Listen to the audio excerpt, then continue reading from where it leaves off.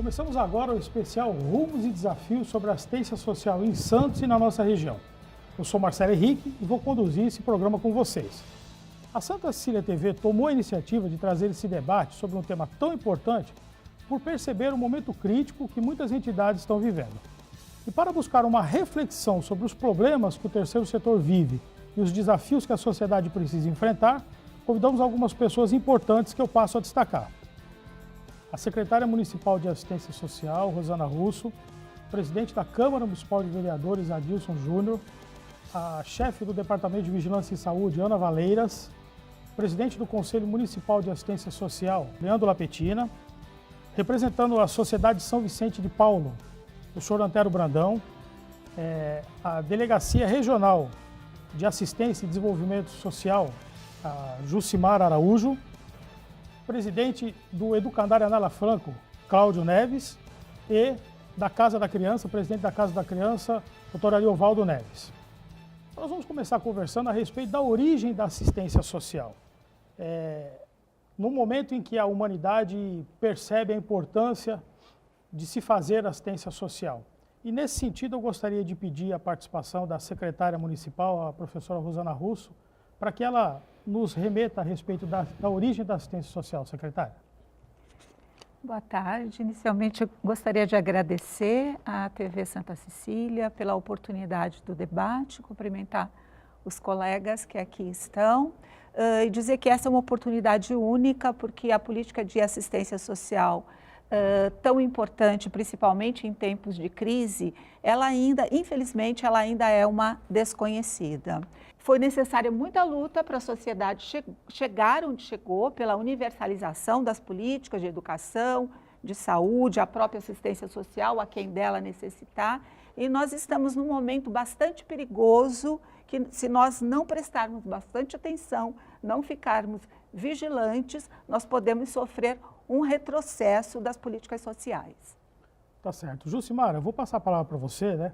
E peço que a gente possa fazer uma reflexão aqui sobre a importância de se dar um tratamento diferente para aquelas pessoas que são diferentes.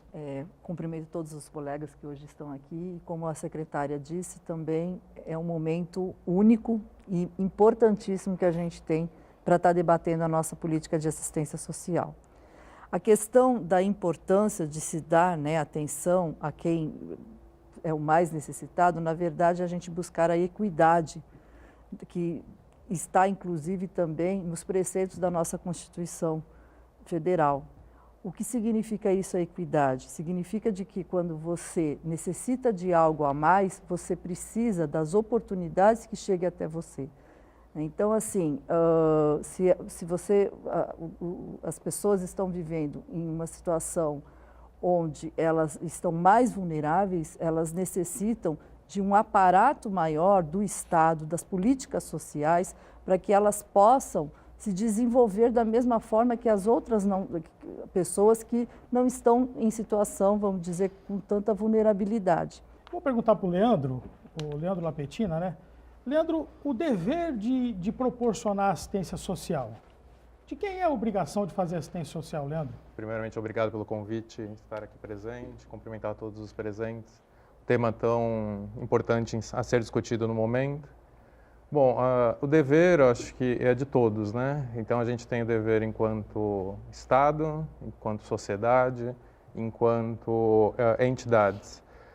Como acho que a própria secretária já colocou, a Jucimara colocou, a política de assistência social, ela dá um salto aí a partir da Constituição de 88, se consolidando enquanto política pública, e aí então é o papel dessa sociedade, a efetivação dessa política pública. Então na verdade, Leandro, a gente está falando aqui que esse dever ele cabe a todo mundo, né? A gente vê, por exemplo, uma disposição do Estatuto da Criança e do Adolescente, né? Distribuindo competências ali à família, né? À comunidade, à sociedade e ao Estado também, né? E você falou muito bem aqui de uma divisão de competências, né? Então eu gostaria que a gente conversasse também a respeito dessa história das competências, para que a gente, muitas vezes, ganhe consciência a respeito dos deveres de cada um. E nesse sentido eu vou passar a palavra para a Ana Valeiras, né? Para que ela nos fale um pouquinho a respeito da questão da vigilância em saúde, né? E essa competência municipal na questão da vigilância. Sim, eu quero agradecer a presença de nós estarmos aqui e desejar aí um programa de bastante sucesso, porque uma reflexão como essa, trazida aqui pela TV Santa Cecília, para nós é muito importante essa discussão. Dentro das políticas públicas de saúde, desde que aconteceu também com a Constituição de 88, a mudança da Lei 8080, que fala sobre a organização do SUS, da Lei 8142, que fala da participação popular, nós temos sempre discutido bastante a saúde numa rede. Não há como falarmos sobre saúde se não falarmos também em assistência e em educação. E aonde entra, né, a vigilância em saúde em toda essa história? Nós estamos sempre preparados, juntos com a nossa equipe, para fazer uma vigilância da saúde. Hoje a gente tem, às vezes, uma falta da saúde. A gente sempre preconiza muito a medicamentalização, a doença, e nós esquecemos muitas das vezes falar sobre prevenção e promoção da saúde. Então, na vigilância, o que nós temos como objetivo principal em relação a esse assunto é fazer a redução de riscos para esse idoso que está institucionalizado. É o nosso principal objetivo e é para isso que nós todos trabalhamos. Tá certo. Ana, quando a gente fala de vigilância em saúde, né? Onde entra a vigilância sanitária nesse sentido?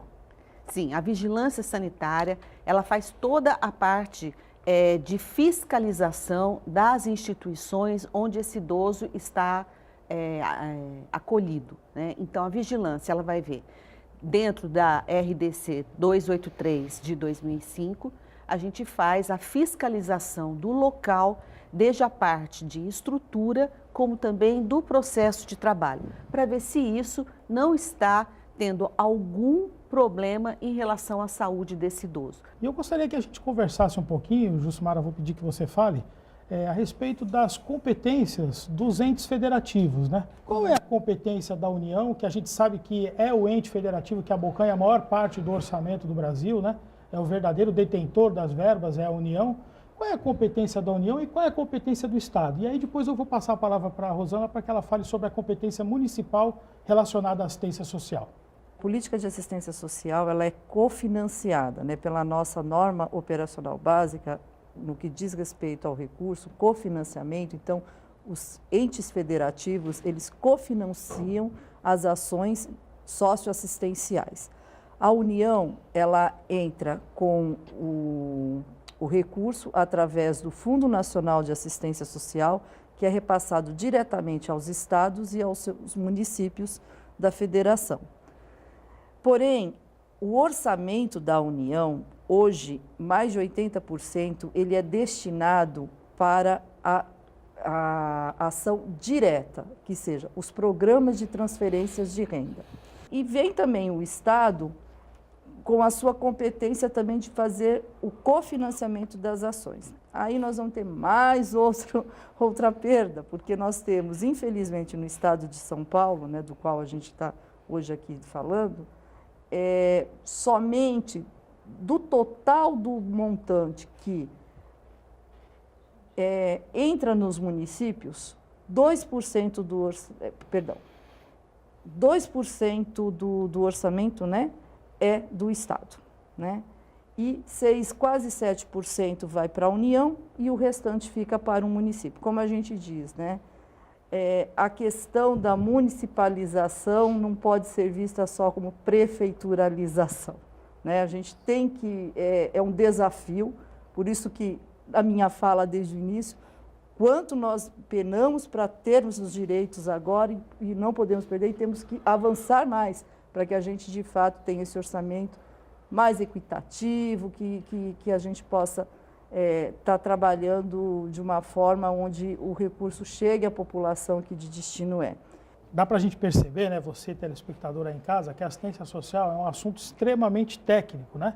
E isso a gente percebe na fala da Jucimara, mas o que eu consegui captar da sua fala, né? Então, existem deveres da União, como, por exemplo, os programas de transferência de renda, existem incumbências que são incumbências do Estado, né? Então, eu gostaria que você deixasse claro, mais específico, então, o Estado, Bom Prato, por exemplo, o Bom Prato é um equipamento estadual? Sim, mas ele vai para uma outra política pública, que é da segurança alimentar. Né? Vamos então entender. A nossa Secretaria Estadual, ela é a Secretaria de Desenvolvimento Social.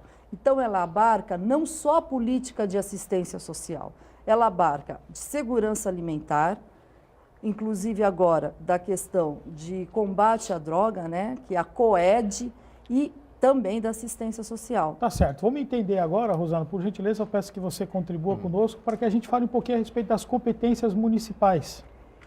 Eu acho que fica simples a gente entender as competências do município se a gente pensar onde que o indivíduo vive, né? Em que porta que ele bate quando ele precisa de alguma coisa, né?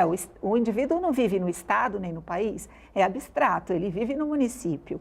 Então, diariamente, nós atendemos pessoas que têm desde a insegurança alimentar até a insegurança de convívio, por exemplo, população de rua, né? E passando por todas as violências, enfim, pelo ato infracional, né? Adolescentes que cometem ato infracional, crianças em trabalho infantil. Então, é o município que, de fato, executa a política de assistência social. Eu digo que a gente tem o ônus e o bônus. O bônus é porque é muito bom fazer política social e é muito bom a gente poder prestar esse serviço de proteção social diretamente ao munícipe, né? O ônus é que, como a Jucimara falou, o município ele é responsável por 90% do financiamento da política. Então, fica 90% para o município, 2% para o estado e 6% para o governo federal, com um agravante. A política de assistência social, o município também faz programas de transferência de renda. Nós temos um programa de transferência de renda municipal, que é o programa Nossa Família. Nós temos vários outros programas relacionados à transferência de renda para jovens, para idosos e nós temos um programa de guarda subsidiada. Todos esses programas, eles têm como base o salário mínimo. Cada vez mais o município ir se responsabilizando financeiramente pela execução da política e os outros entes que não aplicam o reajuste no seu repasse. Por exemplo, desde 2013, o governo estadual repassa o mesmo valor, independente de nós estarmos reajustando tudo. E o governo federal também, né? Então, é uma desproporcionalidade, como você falou, porque nós temos um governo federal que abocanha a maior parte, né? Que dá a diretriz, mas que não corresponde com o financiamento da política. E no nosso entendimento, isso é grave porque compromete diretamente a proteção social que nós, aqui no município, devemos, por lei, ofertar ao cidadão. Tá certo, dá para você perceber, telespectador, que são muitos assuntos palpitantes que a gente tem para conversar aqui no dia de hoje. Olha, nós vamos falar a respeito da questão da destinação orçamentária, né? E no próximo bloco você vai ficar aqui, Santos é a terra da caridade ainda? Né? Ou isso se tornou um mito? Isso é uma realidade ou isso é um mito? Daqui a pouquinho a gente volta.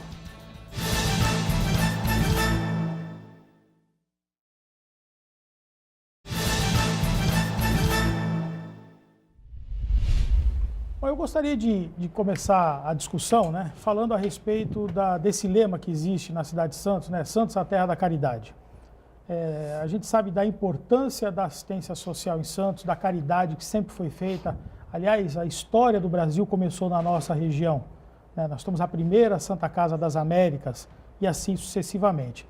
Então eu gostaria de passar a palavra aqui para o Ariovaldo, né? Ariovaldo, Santos é a terra da caridade? Eu sempre, desde criança, escuto falar isso e acredito que seja realmente, porque aqui em Santos a gente tem trabalhado muito, eu que estou na Associação Casa da Criança, sei o quanto a gente tem trabalhado para que continue esse lema sendo o lema da cidade. Quantos anos tem a Casa da Criança, Ariovaldo? Era isso que eu ia falar. A Casa da Criança, ela tem 128 anos. Ela iniciou aqui com a proclamação da República. Então, todas essas crises que o Brasil passou, a Casa da Criança teve sempre participando de todos os movimentos. Participou do movimento em 1889, daquela crise da febre amarela, quando foi o início da fundação da Casa da Criança, pelo Dr. Carvalho de Mendonça e Aureliano Gama. Depois passou pela crise da febre amarela, que também a Casa da Criança teve uma participação muito ativa na cidade. Teve uma parte muito ativa também na queda do morro da Nova Sintra, onde a Casa da Criança acolheu as pessoas desabrigadas. Então, a participação da Casa da Criança vem de 1889.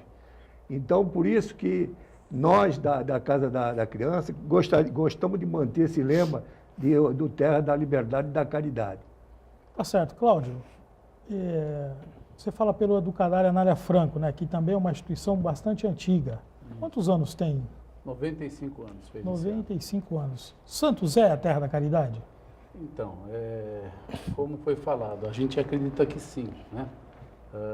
As pessoas nos ajudam bastante, mas às vezes, por conta dessa caridade extrema, acaba atrapalhando as casas, né?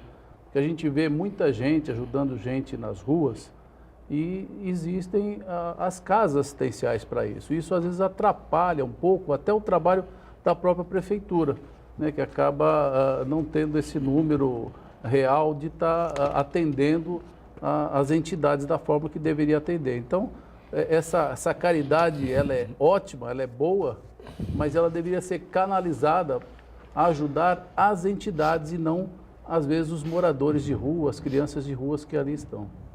Tá certo. Antero, Sociedade São Vicente de Paulo, existe em quantos países? Atualmente nós estamos em 140 países, em todos os continentes. Aqui em Santos há quanto tempo? Aqui em Santos nós começamos em 1933. Em 1925 começou a construção da nossa sede. E em 1933 começou a assistência aos idosos e às famílias assistidas. E Santos, então, eu digo a você que é realmente a terra da caridade. Recebemos bastante ajuda das pessoas, né, que colaboram com a gente, e Santos é realmente a terra da caridade. Leandro, eu vou fazer uma pergunta para você agora, né? Como presidente do Conselho Municipal de Assistência Social, né?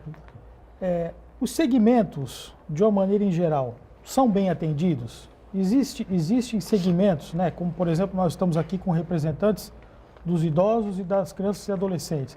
Existem segmentos que são muito bem supridos? Existem, talvez, segmentos que ainda carecem de uma atenção maior? Sim. Nossa rede socioassistencial, tanto a execução de serviços públicos quanto das entidades, ela dá uma certa cobertura à demanda do município. Contudo, acho que a gente tem enfrentado grandes desafios no município, que a gente precisa de mais serviços, principalmente, como a gente estava falando aqui, da questão da população em situação de rua.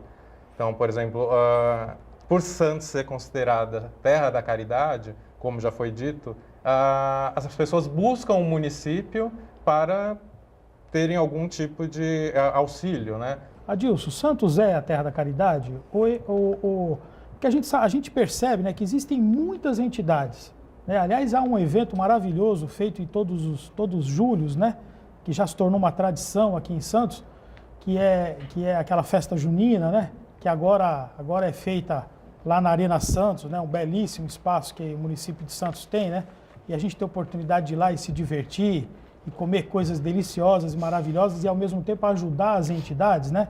Então, a gente percebe que em Santos existem muitas entidades. E aí eu te pergunto, Santos é a terra da caridade? Arrisco dizer que sim, né? Não só por essa ação, mas tantas outras. Levando em consideração o que está se falando aqui ao longo do programa, de que a cidade é o polo, né, do ente federativo que mais sofre por conta que a gente precisa rever esse pacto federativo, aí talvez seja um outro um outro assunto, ou seja, o que é o Pacto Federativo, para resumir? Realmente o governo federal fica com abocanha o maior número de recursos e o município menor, e em contrapartida é o que mais atende.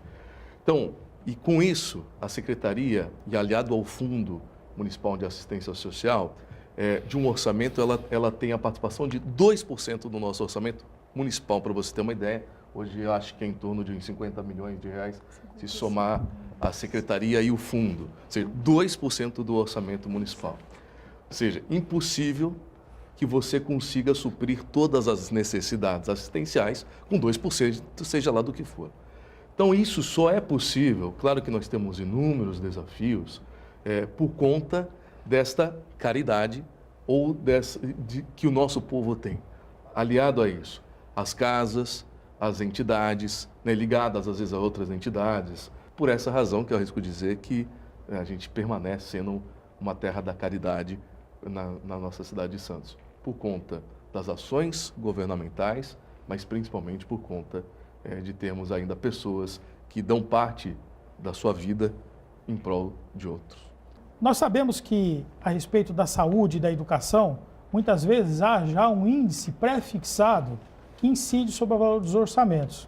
Ou seja, existe como se fosse uma verba já carimbada, que vai ter obrigatoriamente aquele destino. E que em relação à assistência social, na maioria dos casos não há. Ainda que já se sabe que existem municípios que estão vinculando uma porcentagem do seu orçamento à questão da assistência social. Então eu gostaria de passar a palavra para a Rosana, para que você falasse um pouquinho para nós a respeito dessa questão da destinação orçamentária. Conforme você falou, isso nos preocupa bastante, porque em épocas de crise, a saúde tem assegurado, a educação tem assegurado e todas as outras políticas competem pelo que sobrou do bolo, né? E é nesse momento da crise em que as pessoas mais precisam. Eu costumo dizer que nós gostaríamos muito que não existisse a política de assistência social, porque que a gente vivesse num Estado que garantisse às pessoas todas as condições para elas prescindirem da política de assistência social. Mas, infelizmente, não é assim. A gente está vendo uma grande crise, com um aumento muito grande da procura. Só esse ano nós tivemos mais de 1.000 pessoas que procuraram assistência social pro cadastro único. Então, nós temos 1.000 famílias, então nós temos mais 3 mil pessoas. Nós temos aí uma questão bastante séria sobre população em situação de rua, pessoas vindo de outros municípios, porque é importante que a gente diga quanto o município de Santos ele está estruturado em suas políticas sociais, reconhecidamente estruturado. E nós temos uma questão que eu acho que vem diretamente de encontro aqui ao nosso programa, que é a questão dos repasses. Nós conseguimos fazer um per capita, né? Nós conseguimos estabelecer um per capita para o repasse das instituições de acolhimento de criança e adolescente, que hoje está em torno de R$ 2.250 per capita, mensal, né? Obviamente. E nós conseguimos também fazer um per capita para as instituições de longa permanência de idosos, que hoje está em 1.540 e pouco, né? Mas o que acontece? Nós temos aí, no meu entendimento, uma rede pública e da sociedade civil, enfim, uma rede de atendimento de criança e adolescente estruturada, né, porque vem ao longo dos anos sendo estruturado com o Estatuto da Criança e do Adolescente, enfim. E nós temos uma questão que vai nos pegar de maneira extremamente grave, principalmente em 2030, a gente já tem as projeções, que é a questão do idoso. Então, quando você perguntou, né, sobre as necessidades da política pública no município de Santos, isso não é só no município de Santos, isso vai acontecer no Brasil inteiro, vai pegar Santos de maneira muito mais grave, porque nós temos 20% de idosos e nós teremos 1/4 da população idosa em 2030. E nós teremos uma população que vai demandar bastante de políticas públicas, principalmente das instituições de longa permanência. Enquanto nesse país não existir distribuição de renda, justiça social, nós precisaremos sim olhar melhor, mais intensamente para a política de assistência social, sob pena de violar os direitos constitucionais. Tá certo. Olha, eu vou querer ouvir a Jucimara a esse respeito, mas antes vou passar a palavra para o vereador Adilson, porque ele é presidente da Câmara Municipal, e a gente sabe que em casa onde falta o pão, todo mundo grita e ninguém tem razão. E a crise econômica, ela é uma realidade, né? E nós sabemos que o ente público, ele arrecada, mas ele tem que fazer frente ao pagamento de folha de salários, tem já uma verba destinada à saúde, tem uma verba destinada à educação, já carimbada, registradinha. Adilson, eu gostaria que você passasse para o telespectador, né, a aflição dos vereadores na hora de dividir o orçamento, né, e ter que contemplar tantas áreas, né, cultura, turismo, segurança, esporte, assistência social. Como é que é isso? Como é que é essa dinâmica ali entre os vereadores, né? A assistência social, ela é valorizada? Pois é, bastante complexo, né? Considerando que a Câmara, por exemplo, de Santos, são 21 entes públicos, então, que recebem também as suas demandas e consideravelmente demandas da área assistencial. Ou seja, então não é difícil diariamente você ver na Câmara alguém que vai buscar, por exemplo, uma possível internação do seu avô, do seu pai, ou seja, umas ILPIs, que são as instituições de longa permanência, não é? Ou o problema dos moradores de rua, que hoje é recorrente no nosso município, ou seja, como a secretária falou, até por sermos uma cidade polo, a gente também tem o ônus de ser uma cidade polo, e esse é uma das problemáticas e que a gente não consegue explicar para o cidadão tudo aquilo que vem sendo feito, mas que não consegue responder na velocidade quanto a população merece e nós deveríamos atender, mas por todas essas complexidades, de fato não consegue colocar. E aí quando vem a questão do orçamento, e recentemente aprovamos em primeira discussão, realmente isso é um desafio. Primeiro que, lógico, o orçamento ele é discutido, é aprovado na Câmara, mas ele é uma peça que vem do Poder Executivo, ou seja, já faz ali a sua distribuição orçamentária e lógico que ela preserva os conceitos constitucionais, ou seja, principalmente no que faz a saúde e a educação, por mais que em Santos, historicamente, o orçamento ele é maior do que aquilo que a lei federal manda, tanto na educação quanto na saúde. O percentual alocado para essas duas pastas ele é maior do que a lei determina. E aí, com isso, não tem jeito, cobertura é curto, então você tem que redistribuir para todas as outras pastas. E realmente é muito tímido o orçamento para essa pasta, ou seja, eu falei no bloco anterior, hoje, da ordem de 2% do nosso orçamento, e parte disso ainda consiste na questão das transferências de renda, dos programas que se tem. Então, sobra muito pouco, quer dizer, na verdade não é que sobra muito pouco, não sobra nada. Na verdade, você não consegue fazer. Eu vejo com bons olhos, eu acho que a secretária falou uma coisa muito importante, por exemplo, dessa cidade que assim o fez no seu orçamento municipal, até porque Santos vive a sua pirâmide invertida no que tange à longevidade. Então, a gente tem aqui uma população idosa considerável, né, assim, a maior do país, percentualmente falando, e os números mostram que isso é um número crescente. Né? Então, a nossa pirâmide cada vez mais ficará invertida. Nós teremos mais idosos e, com isso, teremos que ter uma rede que também atenda a esses idosos.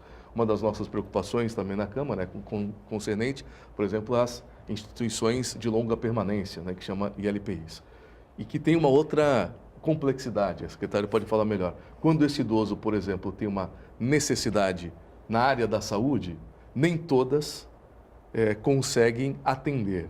E as nossas vagas, que já são pequenas para esse nosso universo, elas são menores ainda, ou seja, quando esse idoso tem uma necessidade de uma área de acompanhamento ou que o valha.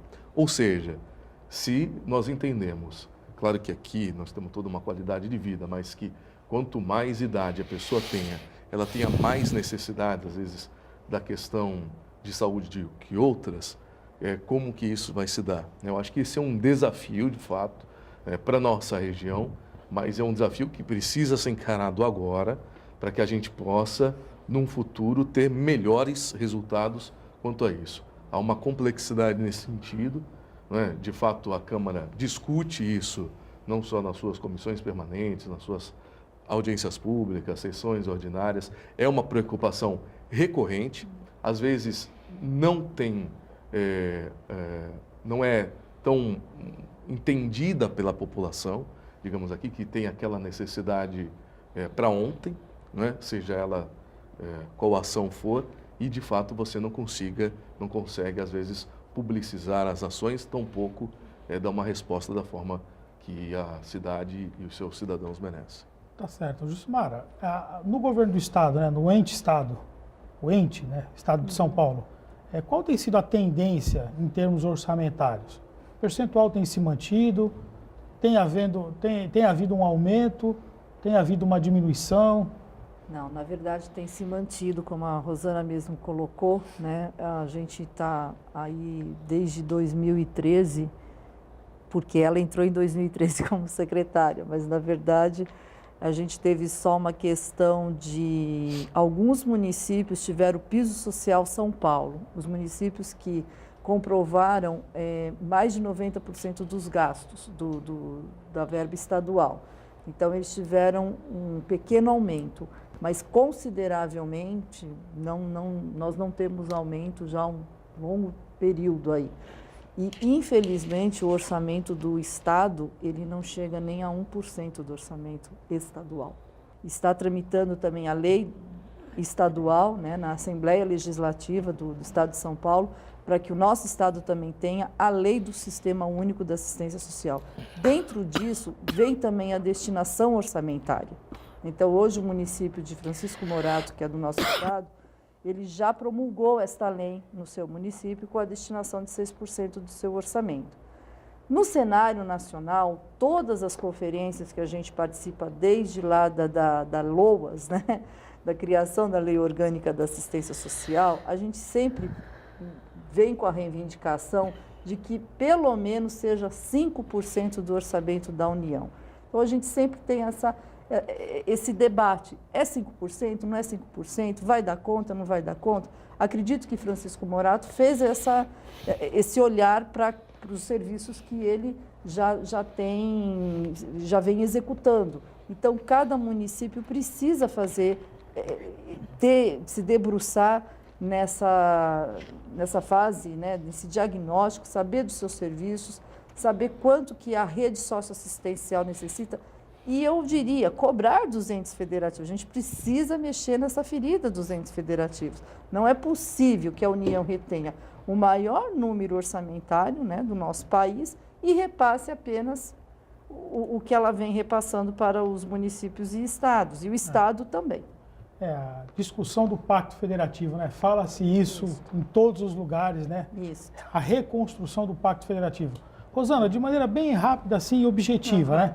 A tendência do orçamento no município de Santos para assistência social, ela tem se mantido? Ela é ascendente? Ela é descendente? Olha, nós tivemos um crescimento muito importante de 2014, de 2013 para 2014. Eu estou aqui procurando ser... Em 2013, nós herdamos o orçamento do governo anterior, eram 39 milhões. Em 2014, foram 50 milhões. Então, foi um acréscimo de 27%. Houve uma ascensão. Sim, e o que nós precisamos destacar, né? A importância do olhar do gestor municipal para a política de assistência social, para a proteção das pessoas. Gastar, né? Então, com eficiência, basicamente. Sim, e gastar mais. Isso é que é importante, e gastar mais. Por exemplo, nós vínhamos nas instituições de longa permanência de idosos, nós vínhamos há 7 anos sem reajuste. Então, de R$ 900, que era o per capita, hoje nós estamos com um per capita de 1.400 e alguma coisa, né? A mesma coisa aconteceu com relação à criança e adolescente, que nós pudemos reajustar o per capita, porque nós sabemos o quanto a gestão financeira está ligado à gestão técnica, à gestão do trabalho. E eu gostaria de deixar, para acabar e ser rápida, né? Eu gostaria de deixar aqui uma fala sobre a excelência das nossas entidades do terceiro setor. Né? Nós trabalhamos com uma excelente parceria e nós desenvolvemos serviços de excelência também. São entidades que fazem um trabalho que o poder público jamais poderia fazer, com a expertise e com a competência e com os custos que as entidades sociais realizam. Né? Então, eu acho que isso é importante. Eu acho que nós estamos discutindo aqui principalmente orçamento e acho que isso é um avanço, porque nós não precisamos discutir a qualidade do serviço prestado. Nem todo município pode se dar esse luxo. Olha que legal. Eu gostaria de fazer uma pergunta para o Leandro, né? Leandro, não sei se você tem acompanhado, né? Às vezes estou até te pegando de calça curta, né? Mas qualquer coisa o Adilson nos socorre em relação a isso. Mas a importância das emendas parlamentares, né? É uma alternativa importante? É um tema contraditório. Porque para a política de assistência social, a gente entende que os recursos eles têm que ser depositados no Fundo Municipal de Assistência Social.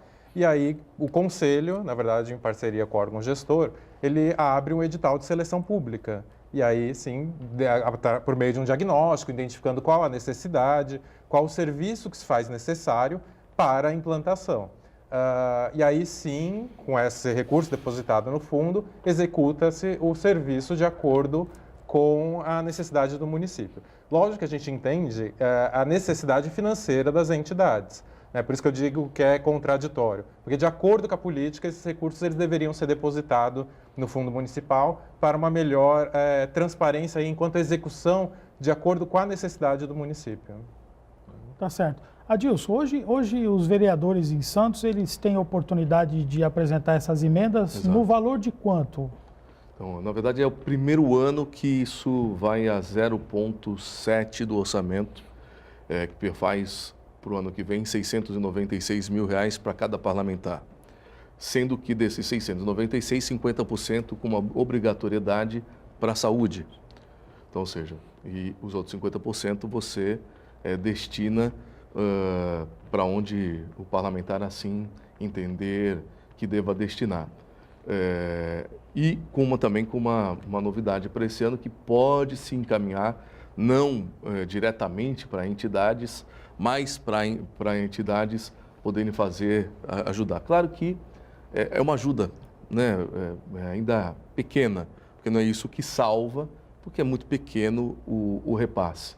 Porque quando a gente fala da questão da assistência social, às vezes se confunde.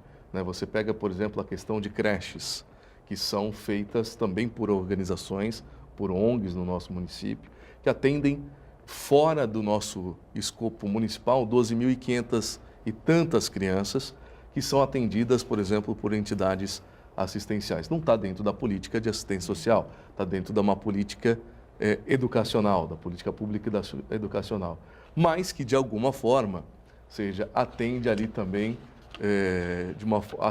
assistindo, né, uma família nesse sentido. Então, tem esses recursos, faz 696 e, como eu disse, arrisco dizer que parte desses recursos, por conta do parlamentar, foi de uma forma também importante para essa pasta. Tá certo.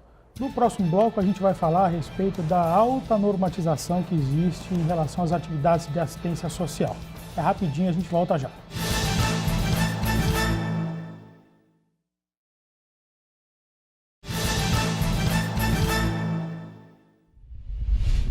Nesse bloco nós vamos abordar o alto nível de normatização, de exigências que recaem sobre a assistência social.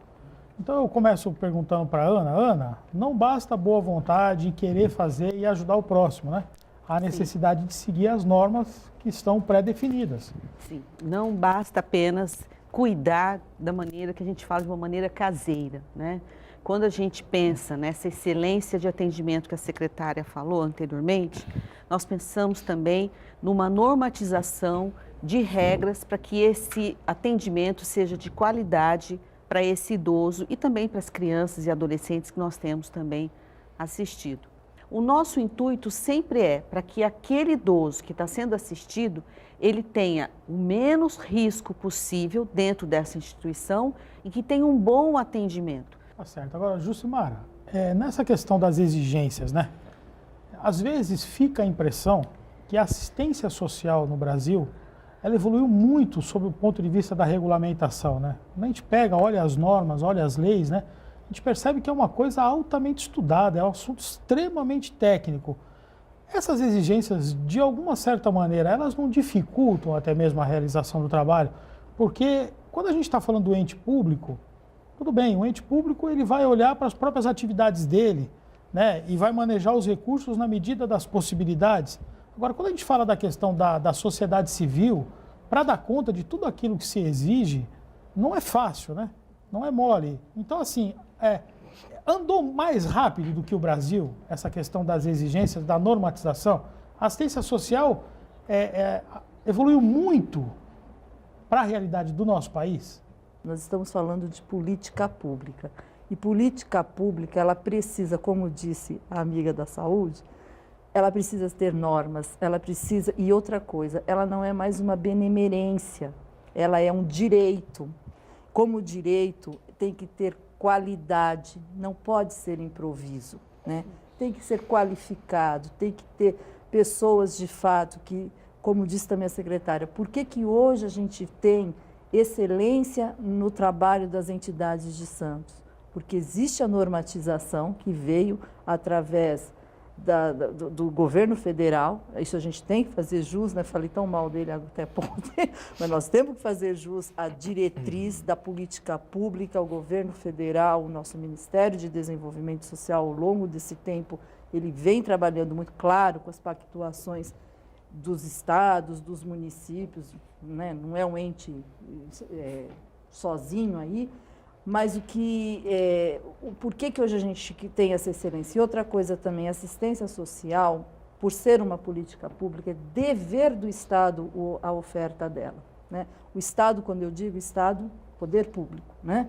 Tá certo. Cláudio, eu vou fazer uma pergunta para você, né? Essa questão da normatização, por exemplo, o prédio do Educandário na Área Franco, né?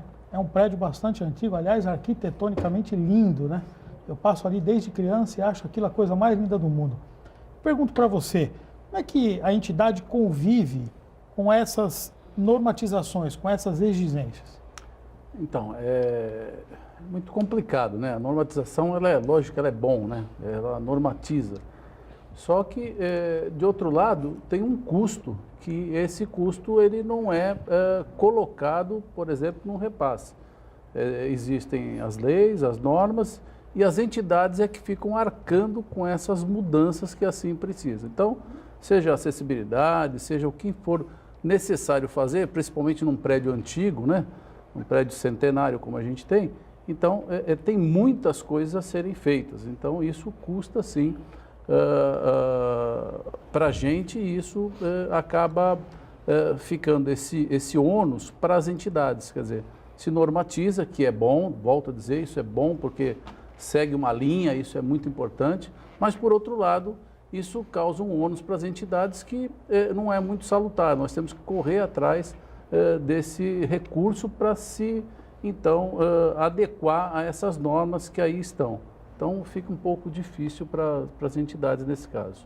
Então, senhor Eovaldo, uma coisa ficou clara aqui de tudo que nós conversamos, né? Não basta a intenção. Há necessidade de que o trabalho seja feito dentro de determinadas balizas, para que garanta a qualidade, né? O Brasil superou aquela fase da caridade pela caridade. Hoje a caridade ela tem que ser feita dentro de determinados parâmetros. A pergunta que eu gostaria de fazer para o senhor que preside uma instituição centenária, né? Essas exigências, o nível de exigências, melhor dizendo, o nível de exigências que o Brasil alcançou, está um pouco além? Está um pouco além da nossa realidade. Eu acho que é salutar todas essas normatizações, porque nós que somos administradores de assistência social, de casa de assistência social, nós sempre lutamos pela referência que seja sempre que as casas sempre sejam uma referência, não só para a cidade, como para o estado todo. E a gente batalha muito, mas essas leis, essas normatizações que vêm, que é o que você falou e o que o Cláudio respondeu, em entidades centenárias, é difícil, às vezes, fazer as adaptações de imediato. E essas leis, quando vêm com prazos para a gente cumprir. E nós, ano passado, tivemos um problema muito grave de ser aprovado o AVCB, porque as exigências são muito grandes. E de um dia para o outro, quiseram que a gente colocasse todos os requisitos exigidos pela lei, que eu acho que isso aí é uma coisa salutar mesmo, que a gente deve fazer. Só que eu acho que quando o governo ele emite umas certas leis, ele deve ter uma contrapartida para que as entidades possam atender às exigências. Tá certo. Secretária, a assistência social evoluiu mais rápido do que o país? Como compatibilizar a realidade e o ideal?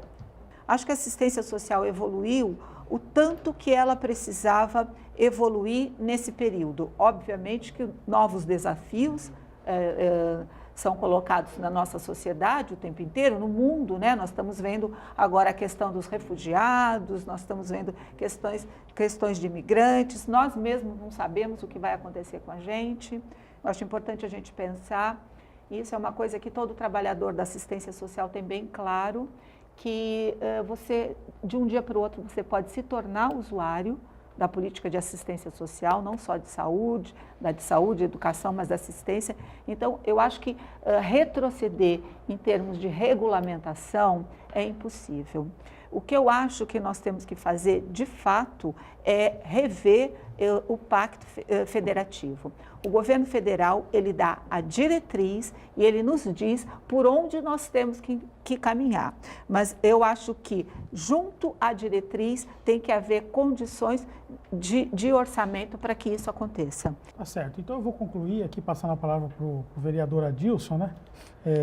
Vou ser bem direto, Adilson, na pergunta, né? O que é menos pior? Né? É uma entidade que, às vezes, tem alguma dificuldade de cumprir a norma, né? Mas faz. Estou sendo bem objetivo aqui, por exemplo, questões arquitetônicas e estruturais, né? Mas presta um serviço que leva a dignidade ou o rigor absoluto da norma e uma instituição, muitas vezes, até impossibilitada de cumprir. Não é que não cumpre porque não tem vontade. Cumpre porque tem dificuldades seríssimas, né, para poder lidar, como lá os vereadores também têm a dificuldade, junto com o Poder Executivo, de dividir o orçamento e contemplar todo mundo, né? Então, o que é menos pior? Na minha opinião, eu acho que é a tua primeira colocação. Claro que tudo tem que ter uma norma, tudo tem que ter um planejamento, tudo tem que ter o mínimo possível para se realizar. Eu acho que esse monte de normas, esse monte de obrigações, desculpa, se fosse seguir todas, a gente não teria, acho que, metade aberta em Santos. Em Santos. Não há uma contrapartida, e não só financeira. Se o custo dele é 3 mil per capita, e o repasse, lógico que ele não tem que ser a totalidade, talvez, porque se ele é uma ONG, de fato você tem que ter outras fontes. Mas a política mudou. Então, se não é mais uma política de caridade, e ela tem que ser uma política com todas as suas legalizações, legalidades, tal, então tem que ter contrapartida para isso. Ou seja, antes era pelo voluntariado, hoje já não pode mais ser no voluntariado. Então o camarada lá tem que ter o salário, o piso da categoria, as contribuições patronais, tudo que o vale. Então assim, então deixou de ser caridade, então tá bom. Então vamos... Profissionalizou. Mas, por vezes, desculpa, elas são demasiadamente, mas demais, que é impossível cumprir. Seria possível cumprir se as contrapartidas, não só orçamentárias, também viessem na mesma velocidade que as exigências vêm. Cláudio,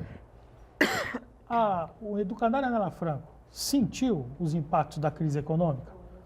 Você teve lá um aumento de demanda, você estabilizou a quantidade de serviço que você presta, você não está conseguindo prestar a mesma quantidade que você prestava, se aumentou, se ampliou. Como é que ficou esse cenário? Então, nós sentimos sim a crise.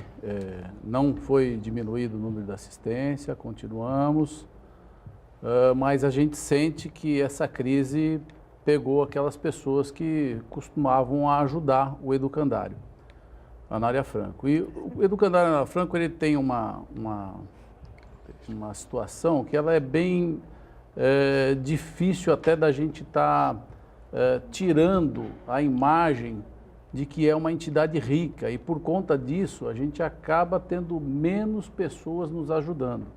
Então tá certo, eu gostaria agora de passar a palavra para as pessoas presentes aqui, né, para que a gente conclua o nosso programa, né, e de alguma certa maneira com otimismo, né, porque nós discutimos aqui assuntos relevantes, importantes, e permeamos aqui por uma situação de crise, de dificuldade, mas acima de tudo nós estamos falando de vida, né, de vida digna. Então eu gostaria que a Jucimara começasse, por favor, Jucimara, e fizesse aqui uma despedida, pedir que todos fôssemos breves, mas que fizesse uma despedida. Bom, primeiramente eu quero agradecer esse momento, como você falou, vamos ser otimistas, né? Eu acho que só esse espaço que a Unisanta proporcionou nessa tarde já nos é bastante benéfico, porque a gente tratou aqui de assuntos extremamente importantes para que a gente tenha... a gente compreenda como é que se constitui essa política pública e o que a gente pode, cada um contribuir no seu dia a dia, na Câmara, no Conselho, na Secretaria, né? Nossa irmã na saúde, né? Trabalhando em rede com as organizações da sociedade civil, para que a gente possa avançar e consolidar o nosso sistema único de assistência social. Tá certo. Leandro, você que é o presidente do Conselho Municipal de Assistência Social, deixe sua mensagem, por favor. Agradecer a oportunidade aqui, a TV Santa Cecília, de estarmos discutindo um assunto tão em voga no momento, né, a questão da assistência social, e romper justamente essa questão do assistencialismo e discutir assistência social enquanto política pública, enquanto direito de todos. E convidar a todos também a participarem aí do Conselho Municipal de Assistência, que se reúne uma vez ao mês, toda primeira terça-feira do mês. Ok? Obrigado. Tá ótimo. Senhor Antero, gostaria que o senhor deixasse uma mensagem de despedida.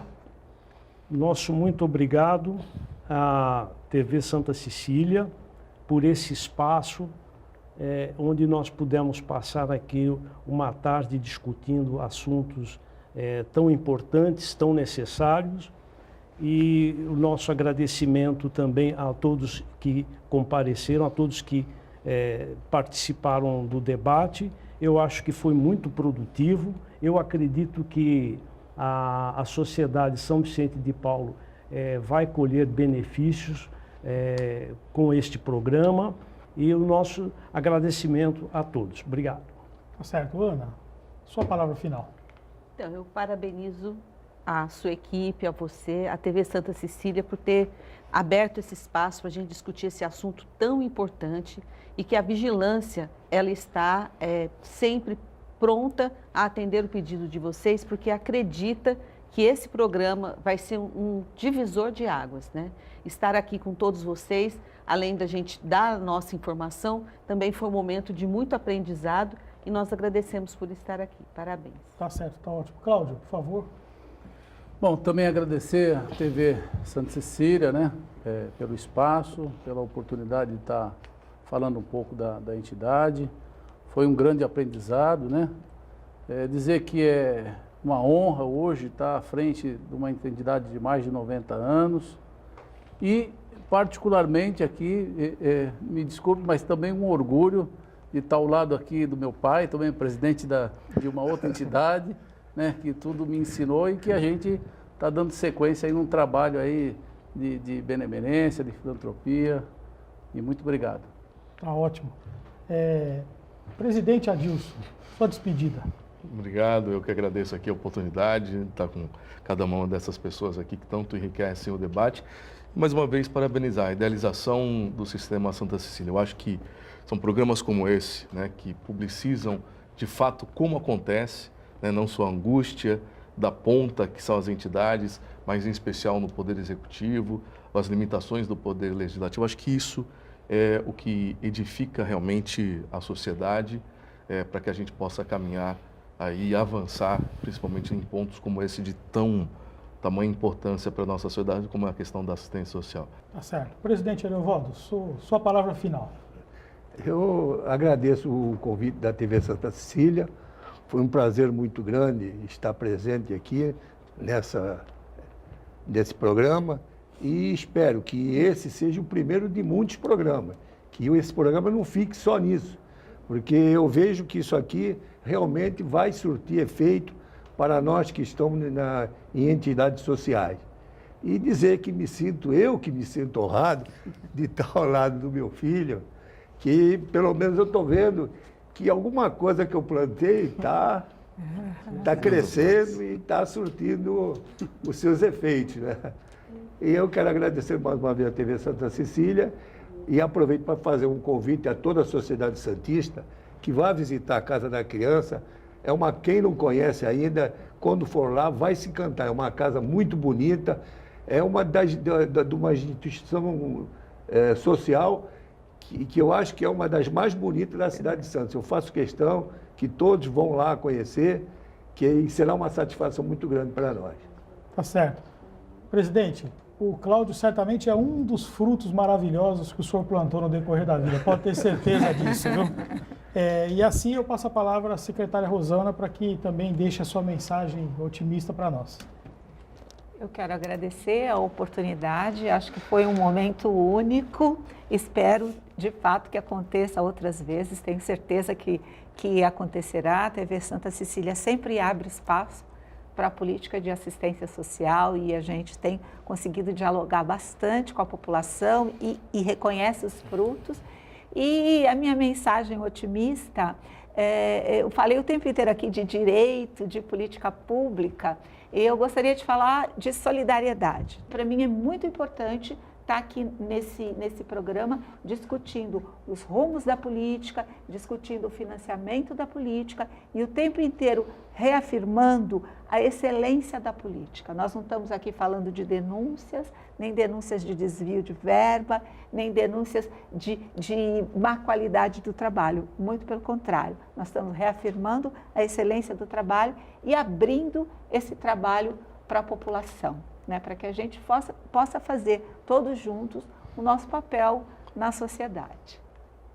Então tá certo. Então, em nome do Colégio da Universidade Santa Cecília, da TV Santa Cecília, agradeço profundamente a você, telespectador, que teve a paciência, que ficou aqui conosco, que participou dessa conversa.